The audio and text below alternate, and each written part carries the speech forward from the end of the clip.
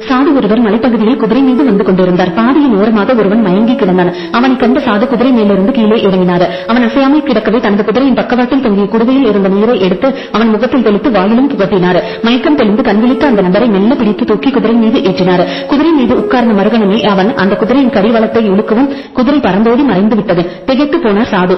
அப்போதுதான் அவன் ஒரு திருடன் என்பதும் இதுவரை அவன் நடித்துள்ளான் என்பதும் அவருக்கு தெரிந்தது. சில தினங்கள் கழித்து சந்தைக்கு குதிரை வாங்க போனார். அங்கே குதிரைகள் விற்கும் இடத்தில் அந்த திருடன் இவரது குதிரையுடன் நின்று கொண்டிருந்தான். சாது மெல்ல சென்று அவர் மீது தோளை தொட்டார். திரும்பி பார்த்த திருடன் பேய் அறைந்தது போல் நின்றான். சாது மெல்ல சிரித்தார். குதிரையை நீயே வைத்துக்கொள், ஆனால் நீ அதை அடைந்த விதத்தை யாரிடத்திலும் சொல்லாதே என்று சாது சொன்னார். மக்களுக்கு இப்படி ஒரு சம்பவம் நடந்தது என்று தெரிய வந்தால் எதிர்காலத்தில் உண்மையிலேயே யாராவது சாலையில் மயங்கி கிடந்தால் கூட உதவ முன்வர மாட்டார்கள். நான் இழந்த குதிரைக்கு பதிலாக உழைத்து சம்பாதித்து வேறொரு குதிரையை என்னால் வாங்கிவிட முடியும். தீயவன் ஒருவன் தவறு செய்ய நல்லவர்கள் பலருக்கு காலகாலத்துக்கும் உதவி கிடைக்காமல் போகக்கூடும் என்றார். திருடனின் கண்களில் இருந்து கண்ணீர் வழிந்தது.